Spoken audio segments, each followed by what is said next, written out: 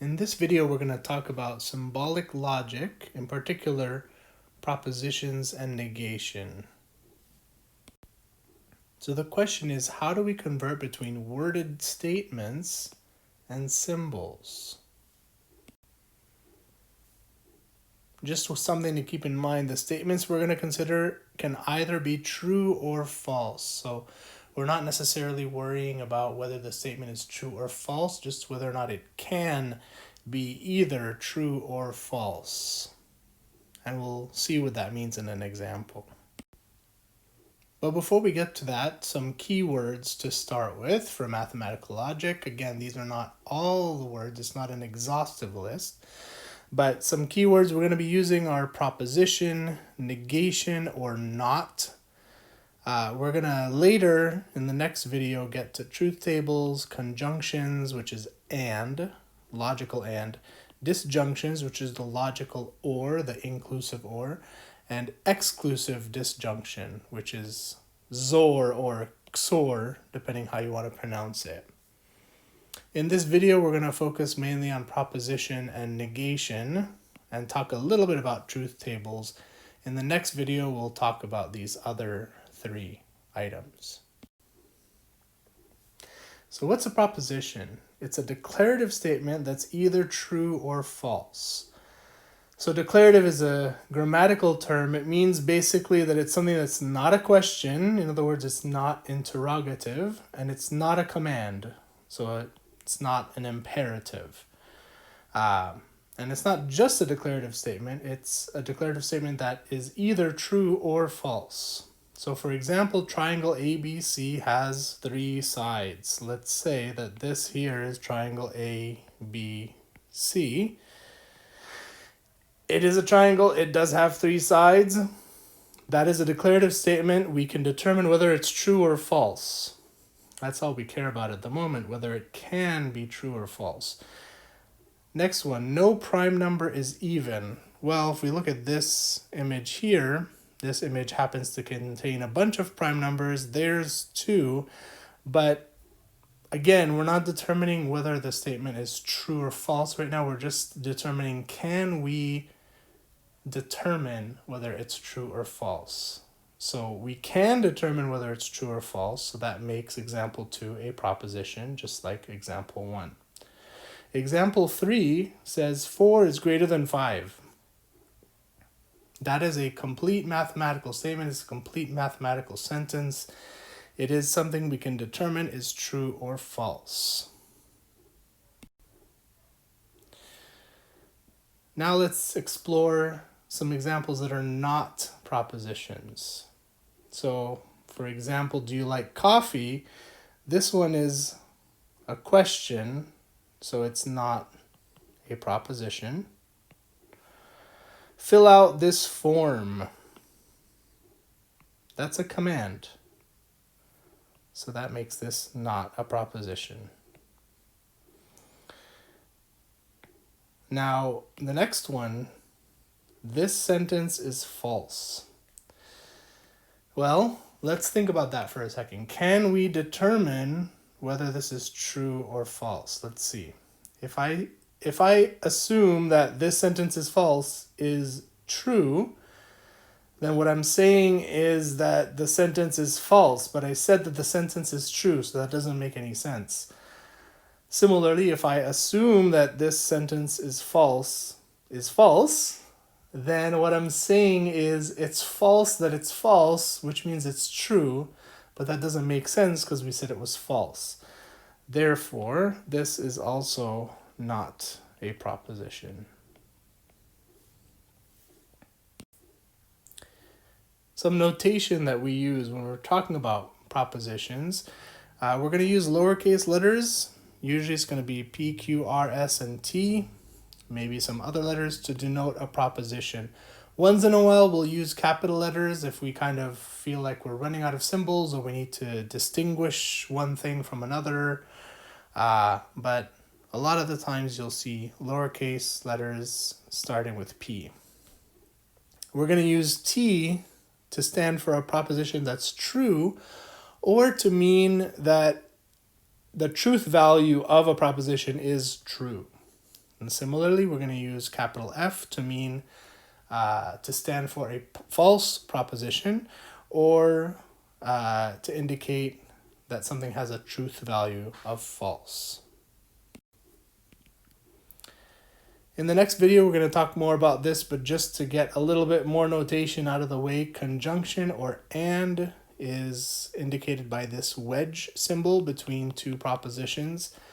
Disjunction, or the inclusive or, is given by this V shape between two propositions. Negation is something you apply to a single proposition. That proposition could be something complex and lots of stuff going on, but we either indicate it with a bar above the proposition, or we put this kind of sideways backwards L in front of it. There's another notation that we often use, which is a tilde in front of a P. So depending on what book you're reading, that's what you'll see. Quick preliminary look at truth tables. The way a truth table works is if we have a proposition P, we list all the possible truth values it can have, which is just true or false, since we just have the single propositional variable P. And the truth table for negation, which is P bar in this textbook, is going to be that it has the opposite truth value of the original statement. So the negated proposition has the opposite truth value. In other words, if P is true, then P bar is false. If P is false, then P bar is true.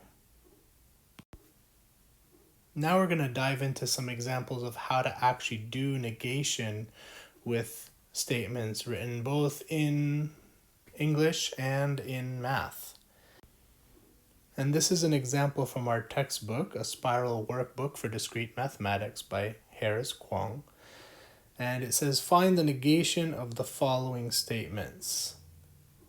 George W. Bush is the President of the United States.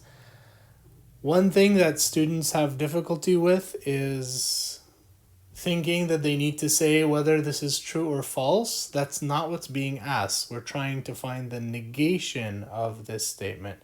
So what does that mean? Well, in the context of this example, we say the statement that will have the opposite truth value. So in this case, it would be as simple as saying George W. Bush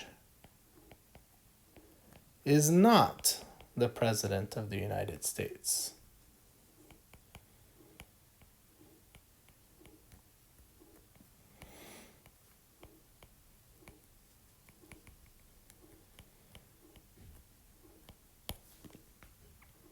So what you're trying to do is you're finding the opposite statement, the statement that will have the opposite truth value, and you're trying to express it in as natural language as possible. There is another way we could say that first one, the negation of part A. We could say it is not the case that George W. Bush is the President of the United States. And, that technically works, but we want to try to keep our language as natural as possible, depending on how what we're given is worded. All right, so part B, it is not true that New York is the largest state in the United States. Again, if you're thinking about whether or not this is true or false, forget that. That's not what's being asked right now. We're asked to find the negation of the statement. So it is not true that New York is the largest state in the United States. The negation of that would be that it is true that New York is the largest state in the US. But that's kind of a lot of words. So maybe we could just say New York is the largest state in the United States. Again, you might be wondering, is this true or not? That's not what's being asked. You're being distracted by that. So Keep in mind what it is you're being asked to do. All right, the next two are a little bit more mathy. So x is a real number such that x is equal to 4. Okay. Well, let's see. What are we considering here? X is a real number such that x equals 4. Okay, so maybe what we're trying to negate here is this property that x equals 4.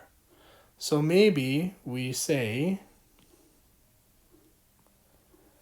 x is a real number such that x is not equal to 4.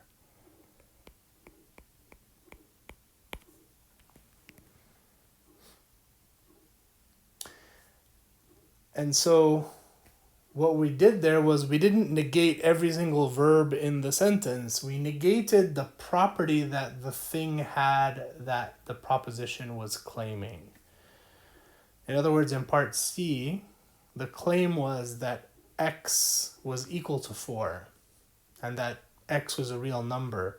But the x is a real number is just telling us what universe we're living in. The part we need to negate is the x equals 4 part. So similarly, for part D, x is a real number such that x is less than 4. What's the negation of x is less than 4? What's the opposite of that? What's going to have the opposite truth value?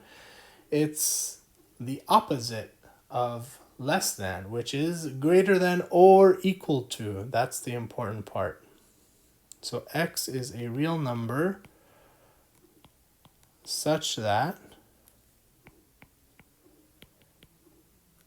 x is greater than or equal to 4, because that's the opposite of less than.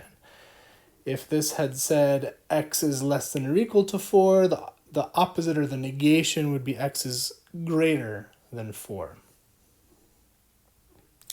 And as you can see down here, here are the solutions. Here's the book giving their answer in slightly different ways. But the point is that what we wrote here, these are the negations of the given statements, because that's what we were asked for, the negations, the ones that will have the opposite truth value. So to sum up, propositions are not just declarative statements, they have to have a definite truth value. We talked about how to represent propositions in words and in symbols, and we did a little practice negating propositions.